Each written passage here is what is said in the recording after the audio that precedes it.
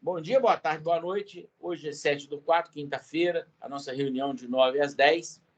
Eu iniciei a gravação e, para isso, eu peço a todos que deem um ok aí, para que a gente possa, no futuro, publicar isso. Ok. Positivo. Beleza.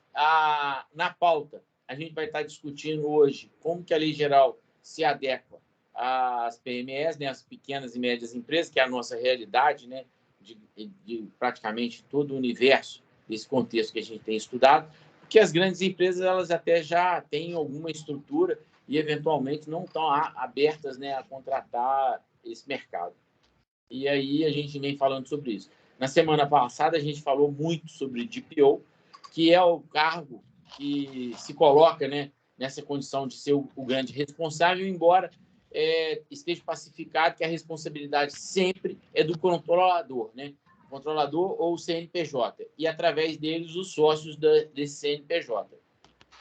Mas, como toda profissão, eu imagino que o contador tem as suas responsabilidades, eventualmente, se tiver um departamento de saúde na empresa, os médicos ou os profissionais de saúde têm lá o conselho, então eles têm um código de ética, têm essa responsabilidade.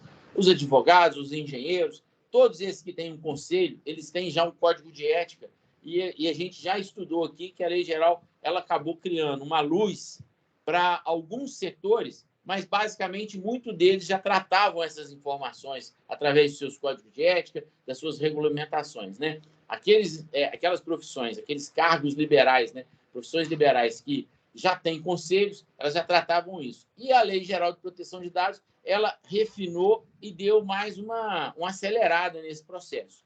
E aí a gente fica aí nessa discussão para que a gente não fale mais de dados só sensíveis, naturais, né, de pessoas naturais. A gente tem que falar de gente, a gente tem que falar de pessoas, a gente tem que falar de processo, porque assim a gente fica mais perto dos clientes e a gente, eventualmente, consegue influenciar para que eles entendam o tamanho que precisam de amadurecer na gestão da informação, né? E aí está aberta a palavra, porque, se deixar, eu continuo falando.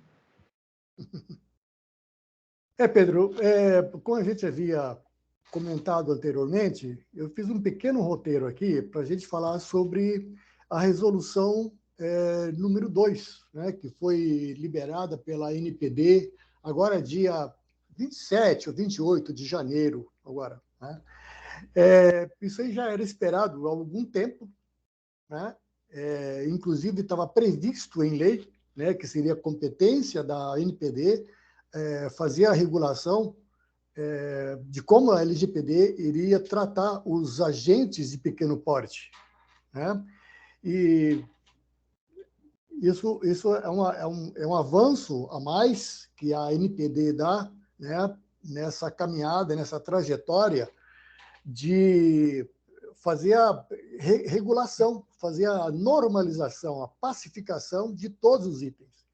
Porque não só do aspecto jurídico, principalmente, que é uma lei, a interpretação, né? Depois o Lucas pode falar alguma coisa a respeito, mas também em relação aos outros, ao que tange a compliance, que se refere ao TI, né? Isso ainda sobram algumas dúvidas. Em relação a gente de pequeno porte, existia essa interrogação enorme, né? Como que a gente vai fazer? O que está previsto? O que não pode fazer? Até a gente de pequeno porte, a NPD não tinha falado o que era um agente de pequeno porte, né? Agora com essa resolução está bem claro, tá? Mesmo assim, a gente vai ver aqui que tem alguns pontos que ainda são subjetivos, né? Não são claros. A NPD tem 2 ou 3 situações que a NPD ainda vai fazer a regularização disso, que não ficou claro ainda, né? Por exemplo, o que ela coloca agora como são os agentes de pequeno porte, tá? Eu vou fazer um resumo do que ela trata essa resolução, e a provocação que a gente deixa lá no final é como que a gente, em termos de negócio, como que a gente aborda agora essas empresas de pequeno porte, de como que elas vão trabalhar, como que a gente define, né, que são alguns aspectos que são claros, bem definidos, como eu já havia comentado, né, mas outros também são subjetivos. Então, no processo de negociação da adequação, como que a gente vai chegar à conclusão que é um agente de pequeno porte ou não? E como que a gente vai trabalhar na continuidade desse projeto, né? Então, falando de agentes de pequeno porte, o que a lei, essa resolução, ela coloca agora? Ela diz que microempresas, por exemplo, têm um faturamento anual inferior, igual ou menor a R$360 mil. Empresas de pequeno porte, de faturamento de 360 até no máximo 4,8 milhões. E o microempreendedor individual, que é aquele o médico, o dentista, o engenheiro, né, autônomo, que faturamento anual até 81 mil reais. As startups, elas atendem, elas têm que estar dentro daquela lei complementar 182/21, tá? LC 182/21, depois você pode procurar aí, tem uma série de itens. Eu não listei aqui para não ficar mais longa a nossa apresentação aqui, mas, por exemplo, um dos itens que coloca lá e que entra nessa resolução é faturamento até 16 milhões ao ano, né? Um dos itens, são vários. E o que está contemplado também nos agentes de pequeno porte? As pessoas jurídicas de direito privado sem fins lucrativos, as fundações, associações, sociedades, né? E entes privados despersonalizados, aí entre os condomínios, fundos de investimento. Lembram que a gente já discutiu aqui e que teve lá e quase todo profissional que tem se destacado na mídia aí falou alguma coisa sobre condomínio. Isso já gerou muita treta aqui. Condomínio entra ou não entra? Pode ou não pode? É ou não é? Agora ficou mais, digamos, pacificado. O condomínio, o fundo de investimento, entra nesse item de entes privados despersonalizados, né? E entre as resoluções, né, o que a gente pode destacar? Principalmente, é a dispensa ou flexibilização, ela dispensa a flexibilização, né, do cumprimento de algumas obrigações previstas na LGPD, né? E a gente vai voltar a isso daqui a pouco, tá? Só para deixar claro do que é essa resolução, qual o destaque principal dela. Tá? Se você ler a lei inteira, a resolução inteira, que não é grande, ela é pequena, né? Que ela só atende a esse público bem destacado, né, de pequeno porte, mas quem não será beneficiado? Tá? Quem entra, quem participa, né, quem atende aqueles requisitos que eu havia colocado anteriormente, mas não entra, não vai ser beneficiado. As microempresas com faturamento maior de 360 mil, a empresa de pequeno porte acima de 360 mil, inferior a 4.800 milhões, startups com receita bruta acima de 16 milhões, pessoas jurídicas sem fins lucrativos, né? Pessoas e entes privados despersonalizados sem CNPJ e que realizem tratamento de dados. Empresas que realizem tratamento de dados de alto risco para os titulares, né? Exceto para as hipóteses de consentimento. Isso aqui ainda está dando muita discussão, porque esse item aqui, ele trata de critérios subjetivos. É coisa que, no momento que você faz o briefing com o seu cliente, isso não fica muito claro, né? A hora que você começa a fazer o mapeamento, a hora que você avança um pouco mais no processo de adequação, isso sim, aí pode ficar mais claro, né? Porque para entrar nesse critério, também a NPD ela colocou alguns itens, né? Algumas condições, né? por exemplo, dentro desse critério de atividade de alto risco, para a empresa entrar nesse critério, ela precisa ter pelo menos um critério global e um critério específico. E o que são esses critérios? Aqui que entram realmente as situações subjetivas. As situações gerais, pessoal, isso aqui eu coloquei aqui, tá? Eu fiz questão de colocar aqui, porque isso que vai fazer toda a diferença, né, na hora de a gente decidir se a empresa ela faz parte das empresas de pequeno porte ou não. Então, isso aqui é muito importante. Tá? E a parte mais importante, infelizmente, é a parte subjetiva. É aquilo que você vai ter que ter um bom senso, né? Você vai ter que verificar uma parte, outra. Né? O que ele fala dos critérios gerais? O primeiro é larga escala, ou seja, a empresa ela pode ter uma clínica, ela pode ter, enfim, um mercadinho, sei lá, alguma coisa assim. Ela atendeu todos aqueles critérios anteriores, que a gente já havia colocado em termos de faturamento, porque o faturamento ele é bem claro, é bem específico. Né? No brief inicial que você faz com o seu cliente, você já tem os documentos de receita, de faturamento, né? Você já sabe se ele entra num critério de pequeno porte ou não. É objetivo. Esse aqui é subjetivo. Rosinho, fala de novo. O que é o critério de pequeno porte? Qual o faturamento até pequeno porte? Microempresa, faturamento anual inferior ou igual a R$360 mil. Empresas de pequeno porte, faturamento de 360 mil até ou igual 4,8 milhões. Microempreendedor individual, faturamento anual até 81 mil reais. Sempre que eu falar até é igual, tá?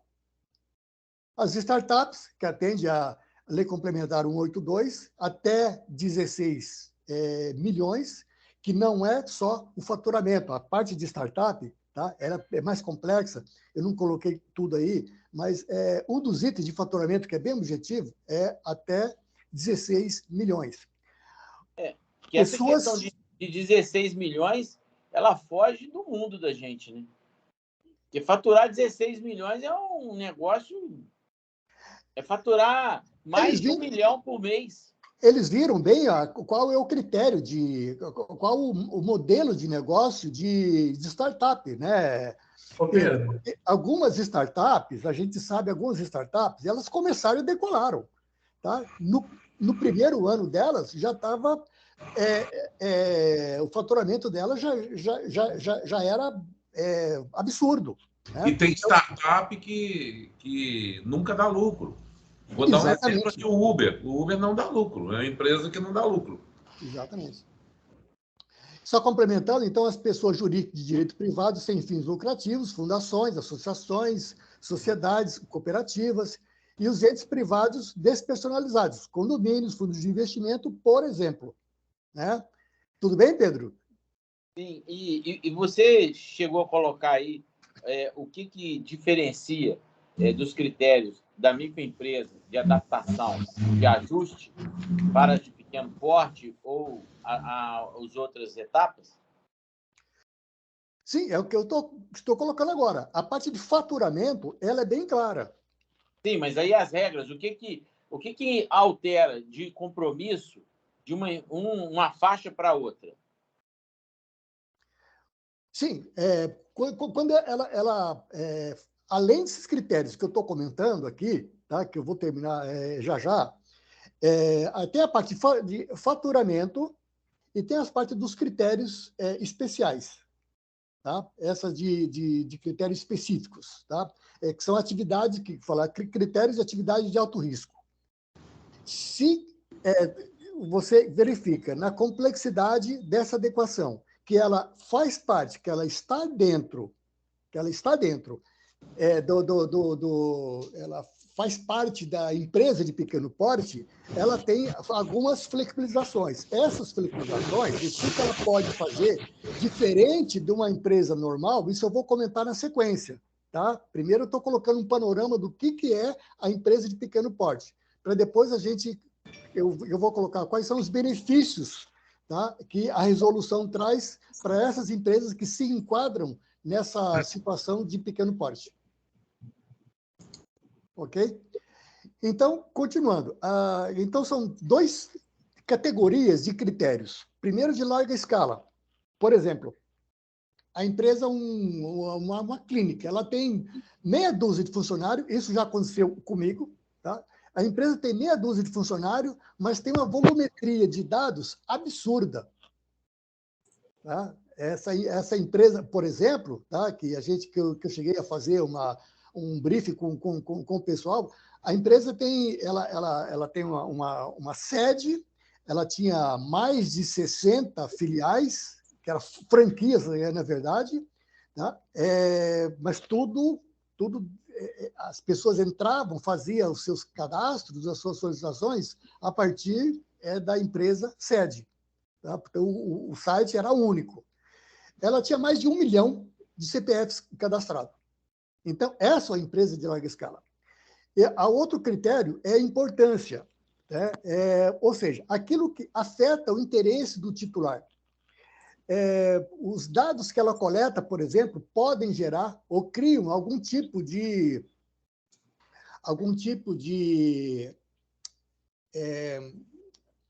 aquilo que tem lá na GPD, deixa eu ver, esqueci o nome, preconceito, aquilo que cria algum tipo de preconceito, aquilo que mostra em, como é que eu vou colocar?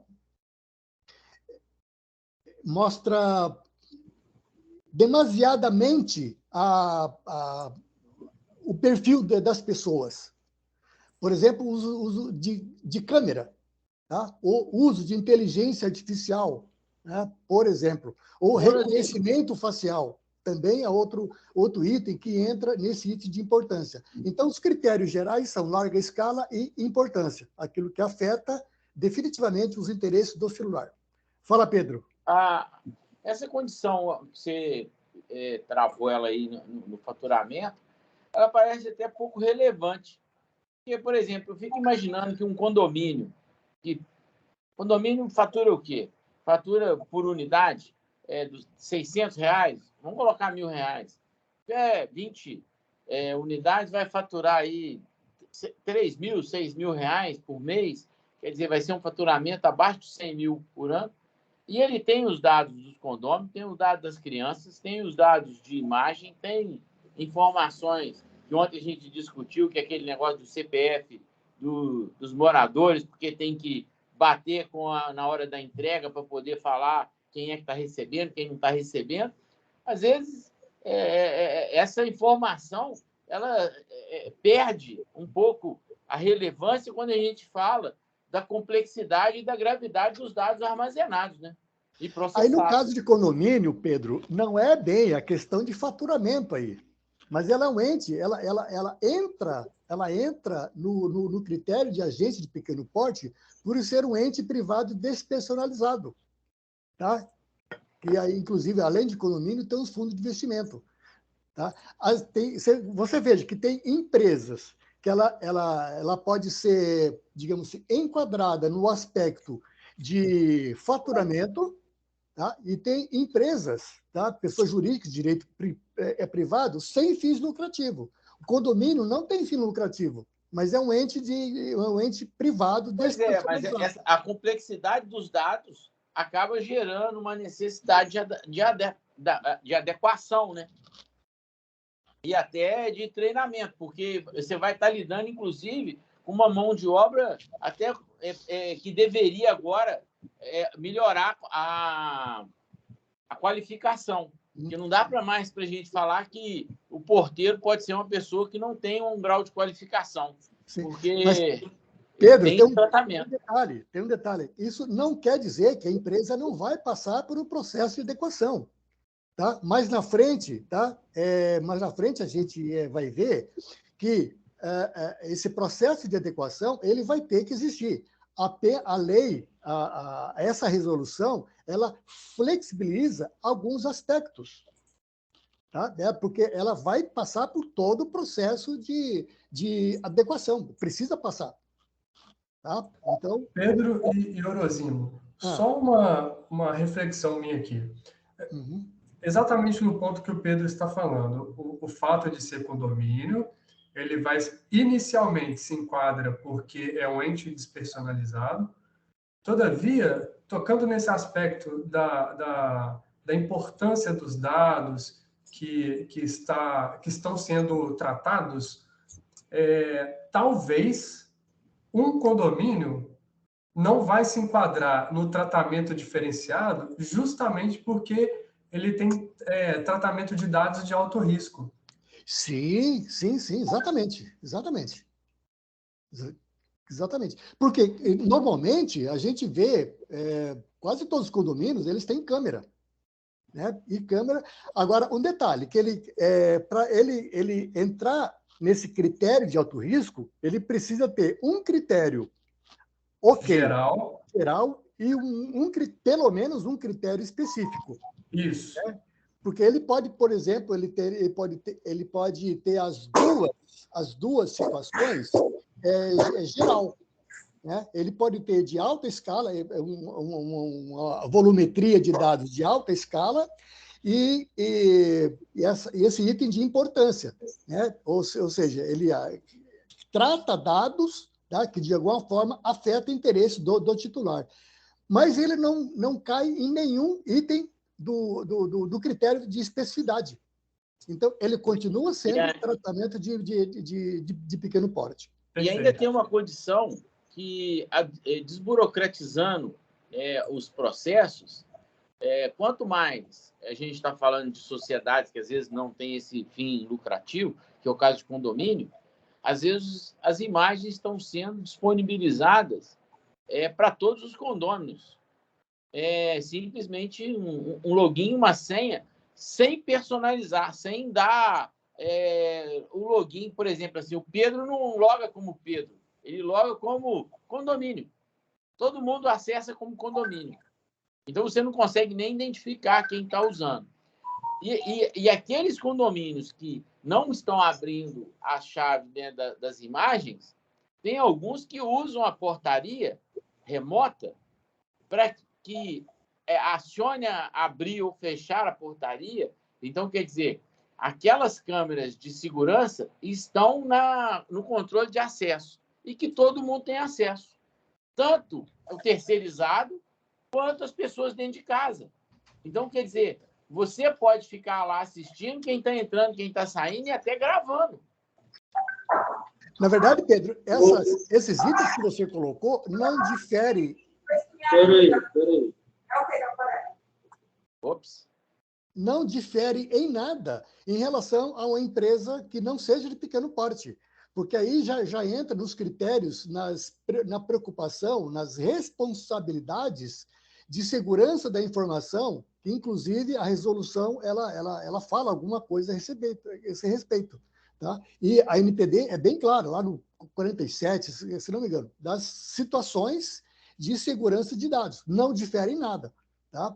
Quando a gente esse é um conteúdo que eu entendo que pode ser, inclusive, trabalhado para que a gente divulgue um pouco mais, até para que as pessoas que estão em condomínio tenham essa preocupação. E todo mundo está em condomínio, né? Seja empresarial, seja residencial. Então, quer dizer, quando a gente fala de condomínio, é um lugar que não tem receita, mas que está num nível altíssimo de gravidade, né, de tratamento dos dados. E, principalmente, em relação ao tratamento, esse tratamento especial, né, que trata essa resolução, tem uma série de empresas. Se a gente verificar o universo de pequenas empresas, micro e pequenas empresas e empreendedores individuais, é uma massa enorme. Né? A gente vai ver aí 85%, 80%, 85%, creio eu, mais ou menos, das adequações que vão existir, está dentro desse universo. Né? Então, tem que ter muito critério. Tá? Eu vou falar dos critérios específicos. Tá? Para você falar dos critérios, deixa eu só colocar, já que a gente falou de um lugar que é muito crítico e que às vezes as pessoas não estão lidando com isso, ainda mais porque é um condomínio e normalmente gera despesa, e para adicionar uma despesa tem que chamar uma eleição, uma assembleia, né? Agora, do outro lado tem o varejo, que são as lojinhas, né, de pequeno porte, né, que vão estar aí faturando 25, 30 mil, 40 mil às vezes. Tem 2 funcionários, tem um funcionário, e estão impactando em cima do CPF, né? Quer dizer, o CPF virou um problema. Será que eu posso capturar o CPF para poder emitir a nota? Será que eu tenho que emitir a nota sem o CPF? Será que eu emito a nota? Será que eu não emito a nota? Às vezes, nesse lugar que praticamente não está nem integrado com muita coisa, né? Os aplicativos são estanques, né, da loja, só para emitir a nota fiscal, que não tem gestão nenhuma de estatística, né, do perfil de consumo, da experiência dos clientes. Às vezes a gente vai dando essa responsabilidade e preocupação para um varejo que praticamente vai passar ileso na questão de adequação, né? Ileso não, porque ele vai ter que fazer. Ele pode entrar no critério de agente de pequeno porte, né? Mas ileso, nenhuma empresa está fora disso, né? Então, vamos lá dos específicos para a gente concluir, a gente começar algum debate, que já são 9h30. Já falei dos gerais, larga escala, importância dos específicos. Uso de tecnologias emergentes ou inovadoras. Tá? Uso de IA, uso de drones, câmeras, por exemplo. Vigilância ou controle de zonas acessíveis ao público. Câmera, novamente. Tá? Esse item 1, uso de tecnologias emergentes ou inovadoras, isso aqui está bem ligado, parece que foi colocado para as startups. Porque algumas startups de tecnologia já trabalham com esse tipo de... Ou ela está criando, ou ela está utilizando tecnologias emergentes. Outra coisa, decisões tomadas unicamente com bases automatizadas. Isso aqui é muito importante. Tá? Empresas que, por exemplo, você faz o cadastro e ela gera automaticamente o seu perfil para te fornecer crédito, por exemplo. Tá? Isso aí é um outro item específico. Utilização de dados pessoais sensíveis ou dados de crianças, de adolescentes e de idosos. Tá? Então, a gente está aguardando que a NPD, em breve, ela se pronuncie a respeito desses itens, que, como a gente viu, são todos subjetivos.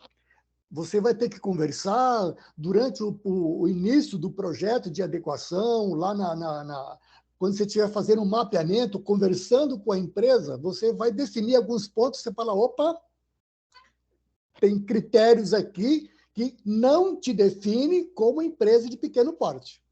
Muito embora o faturamento te leva, né, te leva ao porte de uma empresa de pequeno porte, tá? Mas pelos critérios que eu estou vendo aqui, que você está me falando, não se condiz com não entra no critério de uma empresa de pequeno porte. Agora, o interessante, vamos ver quais os benefícios que essas empresas têm. Tá? Que é aí que está o X da questão. Tá? Toda essa resolução tinha que beneficiar de alguma forma. Eu não coloquei bem os benefícios, mas quais são os critérios diferenciados que a resolução lá traz? As empresas, elas podem se organizar, e tem né?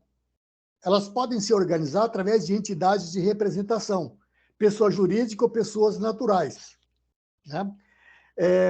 Por exemplo, para fazer negociação, para fazer mediações, conciliações de reclamações feitas por titulares, né? Ela pode fazer essa associação. Um segundo item, podem cumprir as obrigações de forma simplificada. Tá? Esse é o artigo 9 lá da LGPD. Tá? Eu não citei aqui para não estender mais ainda. Procedimentos. Terceiro item, procedimento simplificado de comunicação de incidentes de segurança. Né? Então, o que consta lá na LGPD, esse esse prazo aqui ele vai ser ainda estipulado pela NPD. Tá? Como é que vai ser, como que vai ser trabalhado isso? Também é uma flexibilização. Nomeação do encarregado de dados não é obrigatória. Aqui é aquela empresa pequena, de 3, 4 pessoas, tá? Que ela foi categorizada como empresa de pequeno porte, né? E não é obrigatório o encarregado de dados, não tem o DPO. Mas isso não quer dizer que quando o cliente ele precisar falar com a empresa para fazer qualquer tipo de solicitação, tá? Esse cliente ele vai ter que encontrar um meio, a empresa tem que disponibilizar um meio de acesso, um meio de comunicação, um meio de interação. Ou seja, na política de privacidade dele, tá? Ele vai colocar, se você quiser fazer qualquer alteração, né, a atualização do seu dado, você quiser fazer pedir exclusão, enfim, qualquer interação que você quer com o seu dado, você manda um e-mail para essa conta. Tem que estar explícito. Tá? Ou então, ele pode falar, entre em contato via WhatsApp, entre em contato via telefone. Enfim, a empresa ela tem que deixar um canal aberto de contato entre o cliente e a empresa. Não é tão rígido quanto uma empresa que não é de pequeno porte. Tá? Então, tem que manter esse canal de atendimento entre empresa e titulares. Outro item, o prazo em dobro de atendimento das solicitações dos titulares. A LGPD, de uma forma geral, ela fala em 15 dias. Então, para a empresa de pequeno porte, vai para 30 dias. No mapeamento dos dados, tá? A empresa pode ter esse mapeamento de forma simplificada. Tá? A NPD diz que vai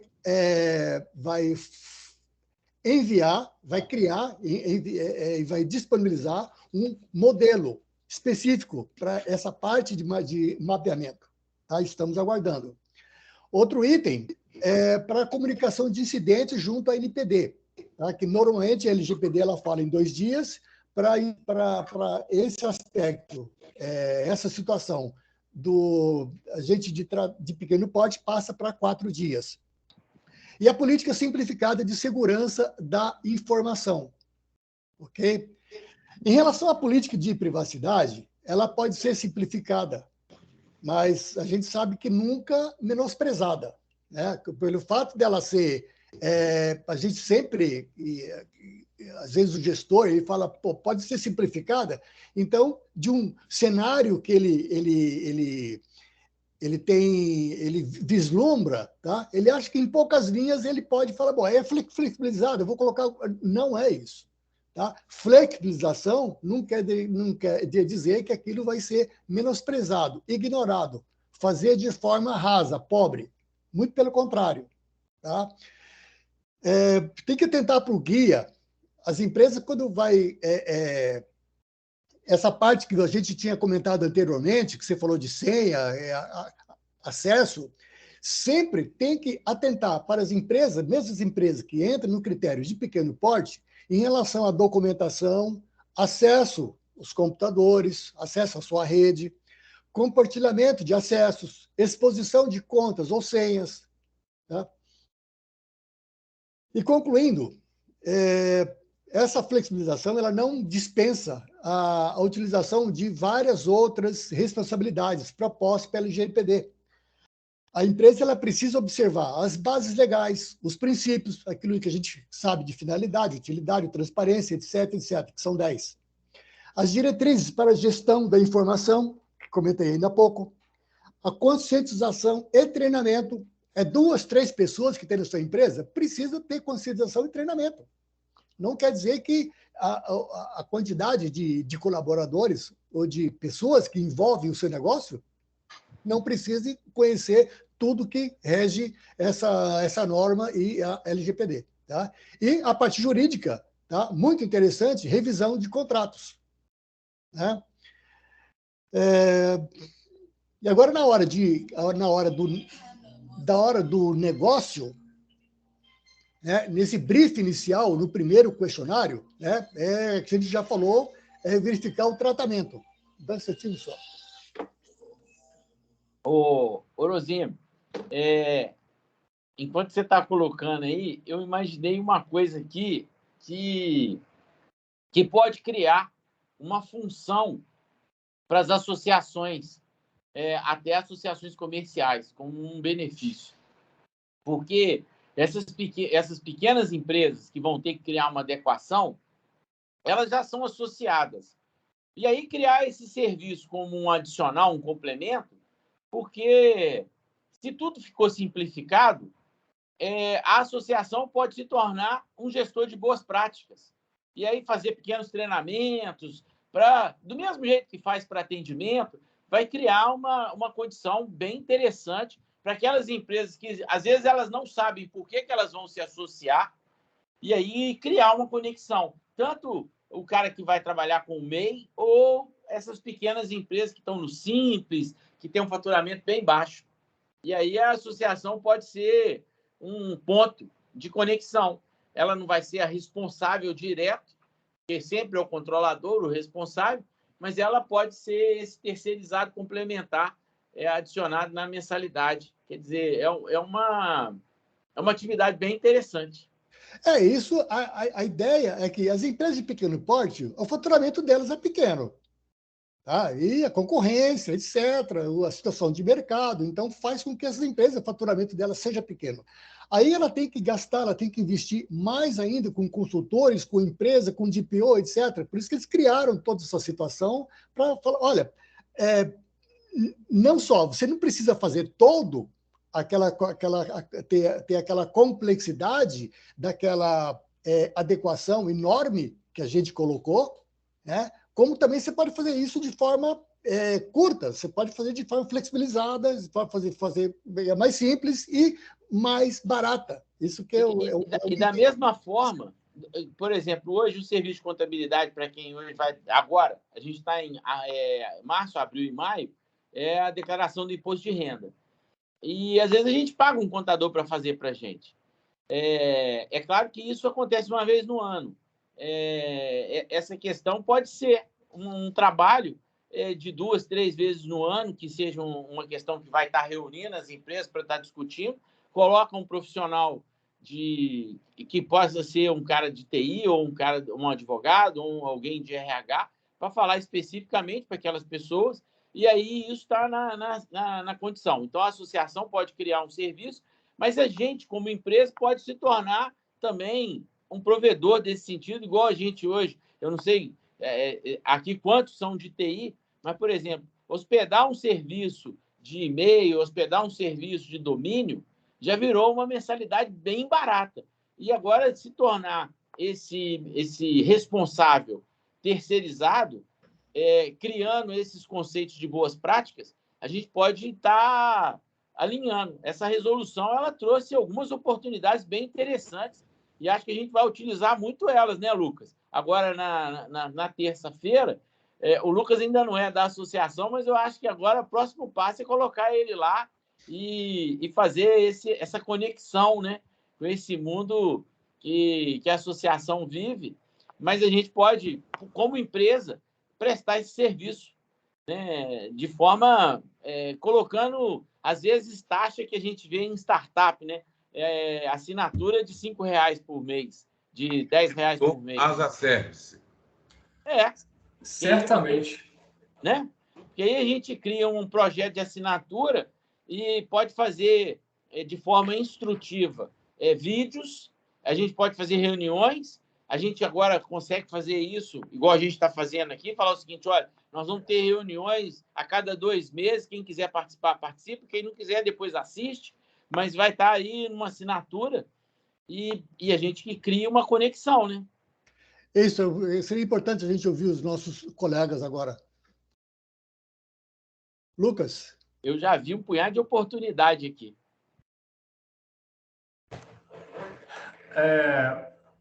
O Lucas, eu acho que está trabalhando lá também. Tem processo para entregar, tem prazo. Tem. Pedrinho, como vão, está só captando.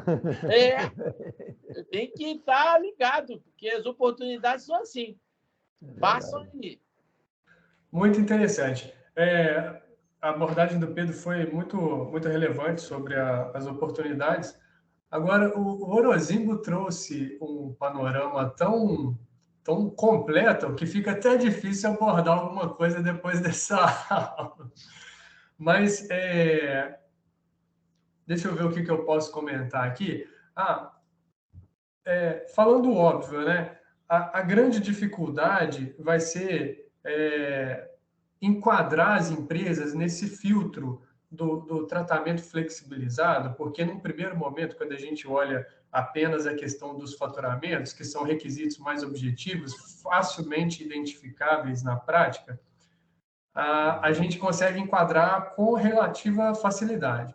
Todavia, depois que a gente vem nos requisitos subjetivos, né, que são os requisitos genéricos específicos lá do artigo 4º, né, no tocante ao tratamento de alto risco, aí a gente já precisa de um olhar extremamente detalhado e até já investigando os processos da empresa para conseguir determinar se ela vai passar por esse filtro, que é uma peneira muito fina, para receber em tese, esse certificado de agente de pequeno porte.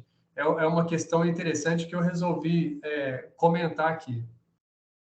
Ô, Lucas, quando você fala que ela vai ser uma peneira fina, concordo. Mas, às vezes, a gente também lida com a peneira fina naquela condição da prática. Porque, se você imaginar, a maioria dos condomínios não vai ser acessado.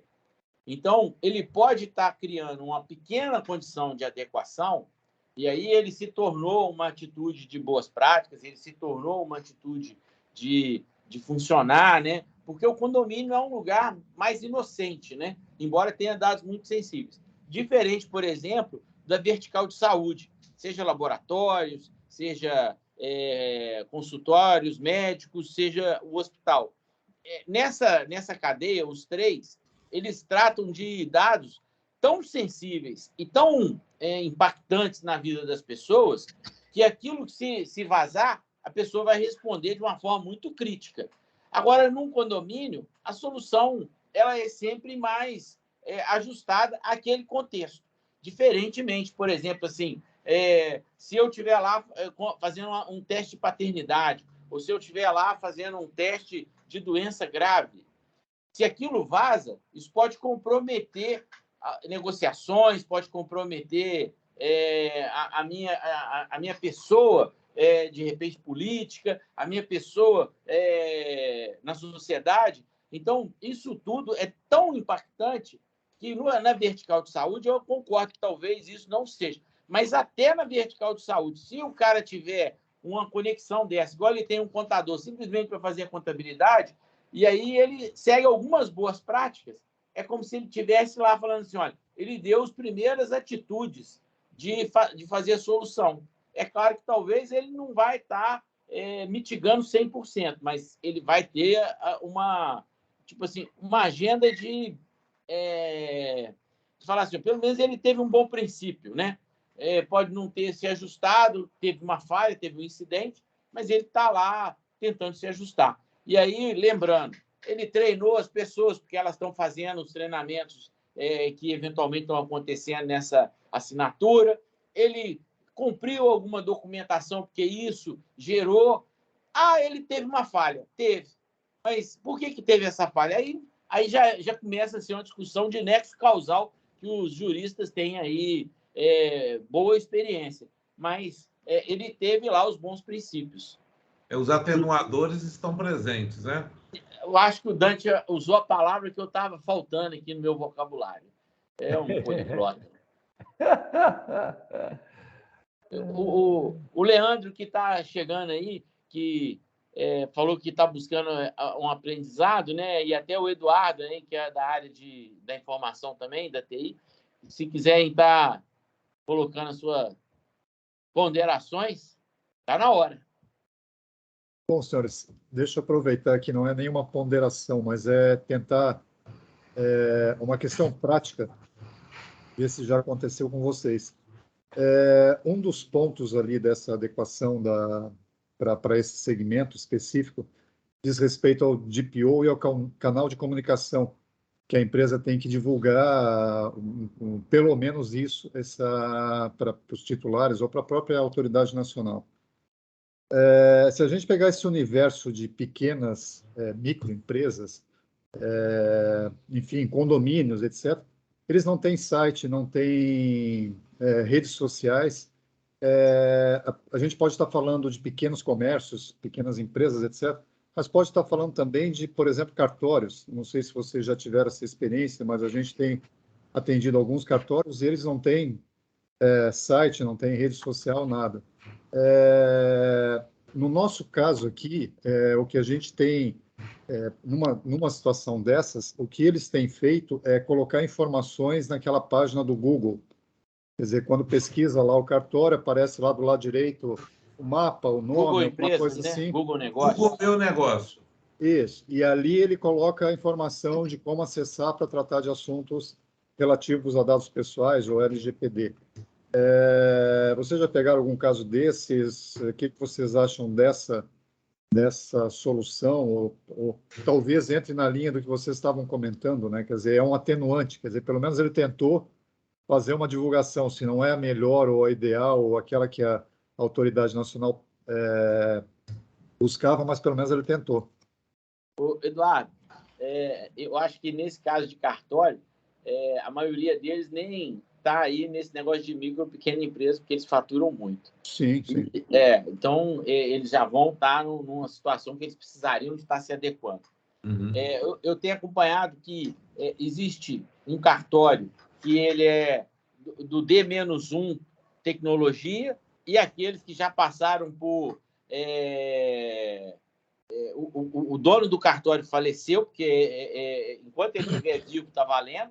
Ele faleceu, e aí aquilo foi para licitação, né? Foi para um concurso público, e aí o próximo que entrou, ele tem que entrar muito adequado.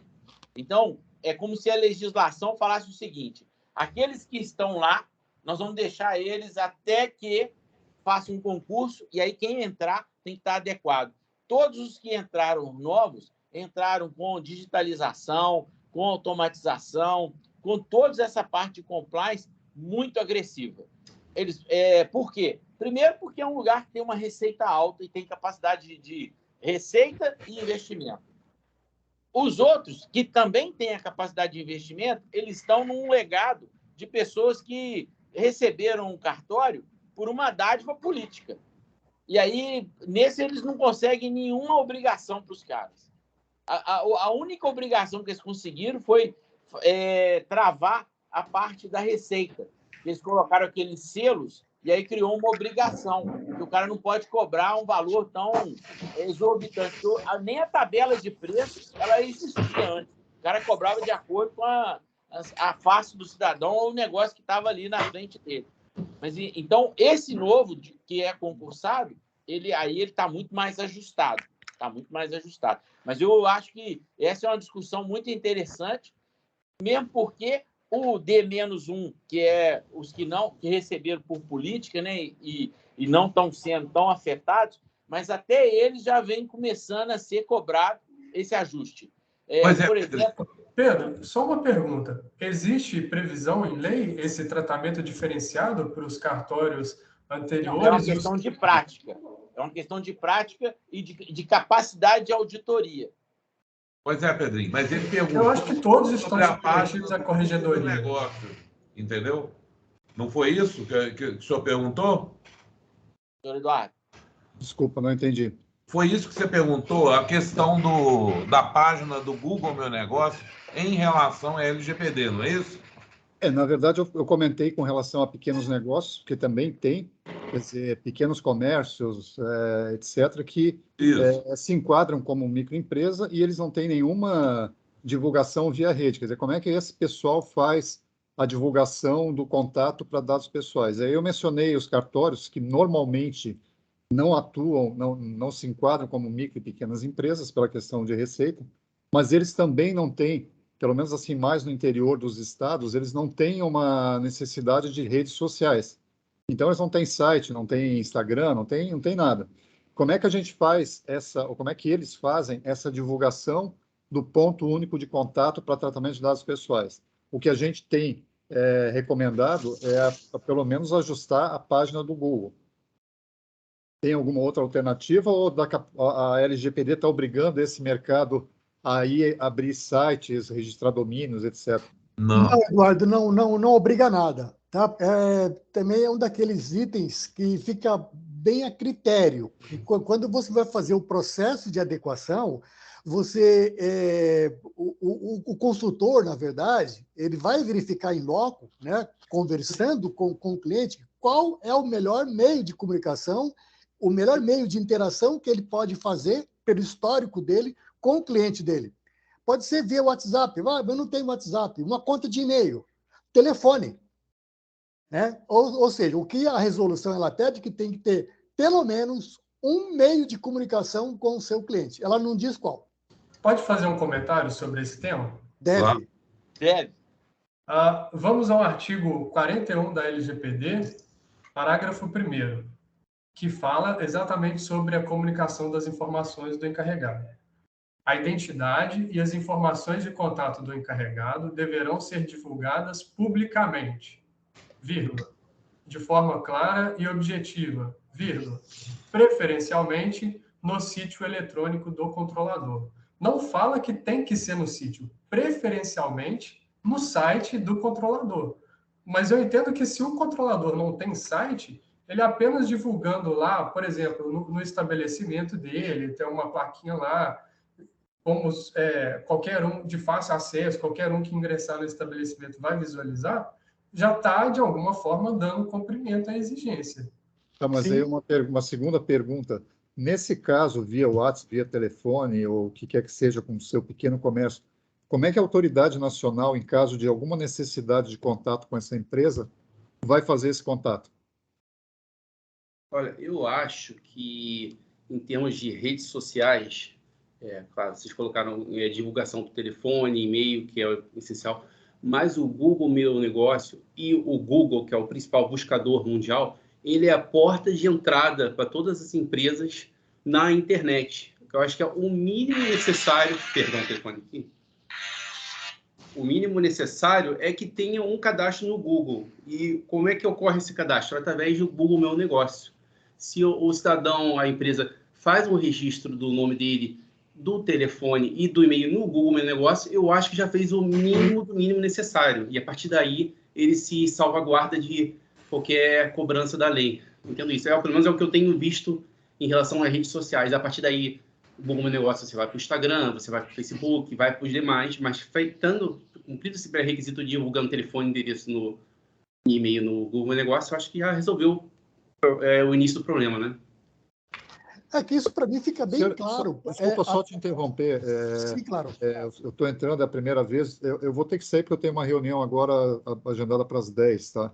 Depois eu vejo lá, minha filha já me avisou aqui que vai ficar gravado, a gente já deu autorização, depois eu vejo o restante. Mas, primeiro, obrigado por me aceitar no grupo.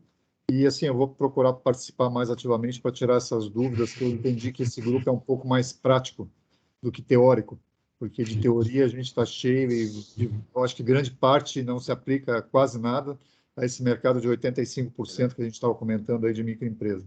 Então, vou procurar participar mais, mas infelizmente hoje eu vou ter que sair, que eu tenho uma nova reunião. Mas 10 horas acaba. Acaba mesmo. Acaba mesmo, é? Vai acabar. Desculpa, mas é que eu tenho que só preparar o material aqui para... Fica à vontade, meu caro. Muito obrigado. O Romário chegou a levantar a mão e o Ulisses está com a mão levantada também, viu? Eu levantei a mão, mas o nosso colega aí, cujo nome eu esqueci, desculpa, eu sou ruim de gravar nome, falou que eu ia falar, então não tem mais necessidade. Então, Ulisses, a voz é sua. Deixa eu entrar aqui um pouquinho para ver se eu consigo falar um pouquinho em relação a essa questão do que eu penso e como é que eu ajo hoje na prática com os meus clientes, tá? Inicialmente, quando a gente vai montar o grupo de privacidade, né? O comitê que a gente fala de privacidade, a primeira coisa que eu falo para o meu cliente, enquanto controlador, qual que é a sua visão de privacidade? Porque que nem o nosso amigo acabou de falar agora aí, né? Que ele falou assim, pô, como é que eu vou fazer aí essa comunicação, né? Com o meu cliente e tudo mais? Bem, que nem o Luca acabou de falar ali, a lei não obriga você a colocar isso dentro de uma forma eletrônica, certo? E também não vai mudar o teu negócio, a forma de como você se comunica. A questão é assim, independente do seu negócio, você se comunica de alguma forma com o teu cliente. E aí nós temos um outro conceito que eu diria assim, ele é primário e as pessoas erram bastante, até inclusive grandes empresas erram bastante, que é a diferença entre aviso de privacidade e política de privacidade, né? Isso é crucial. Tem gente que deixa a política de privacidade aberta, né, para que todo mundo veja como se fosse um aviso de privacidade, de uma linguagem extremamente complexa, que muitas vezes quem está lendo não tem o menor conceito do que é controlador, do que é operador, do tratamento de dados, e o cara fica lendo aquilo lá sem entender nada. Então, essa questão da política de privacidade é primordial que a gente discuta, né? Porque é toda a minha política de como que vai ser feita a LGPD internamente. E eu diria assim, é como se fosse a visão da empresa. O cliente, enquanto controlador, tem que dizer qual que é realmente o compromisso dele em relação à privacidade do seu cliente. E aí a pergunta que ele vai passar, né, para nós é tipo, cara, como é que eu resolvo esse problema? Por isso que a gente fala o seguinte, que existe o DPO, né, que ele é o cara, digamos, que vai defender com unhas e dentes aí o seu cliente, né? E existe a categoria do gerente de dados, né? Que é o cara que vai trabalhar com todo o processo de dados, onde ele vai, digamos, defender a empresa. O que o Orozimo acabou de falar, eu entrei com meia hora de atraso aí, mas eu vi o Orozimo colocando questões bem relevantes aí, que eu acredito, e eu tenho colocado isso junto com os meus clientes, que a LGPD ela trouxe um conceito de governança corporativa, né? De mudança cultural.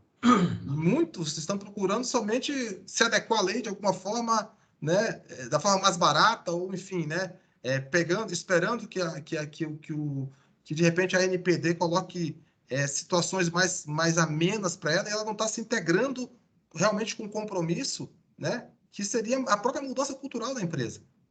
Isso realmente acaba sendo um complicador. Então, tanto o Orozemi quanto o Lucas colocou de forma bem coesa e bem correta, né? E eu queria colocar essa minha contribuição aí, que assim, é imprescindível que a gente sempre pergunte do cliente qual que é realmente o compromisso dele em relação à privacidade de dados, né? Perfeito. A gente chegou, então, às 10 horas. É sempre um momento, né, que a gente às vezes termina antes de acabar, né, porque 10 horas tem que terminar, e a nossa discussão hoje ela ganhou oportunidades. E uma da percepção que eu achei mais legal foi a do senhor Pagano lá, que ele colocou que a percepção da gente ser bem mais prático do que os grupos que normalmente as pessoas estão participando. E esse foi o grande objetivo que a gente colocou, foi de criar argumentação para que a gente consiga falar com os clientes. Às vezes isso, quando a gente fala de pessoas naturais, quando a gente fala de dados sensíveis, quando a gente fala de 16 milhões, as pessoas bloqueiam, né? E eu acho que a gente tem aprendido isso. Eu acho até que o Orozimo tem feito mágica. Na primeira aula que ele deu, ele conseguiu colocar o texto de uma forma que todo mundo consiga entender e replicar. Então, existe uma expectativa boa para essa aula que vai ser quarta-feira. Então, queria agradecer, e essa é a minha última fala, se todo mundo estiver de acordo, ou quem quiser falar ainda está em tempo. Eu ainda não perdi a gravação ainda aqui, não.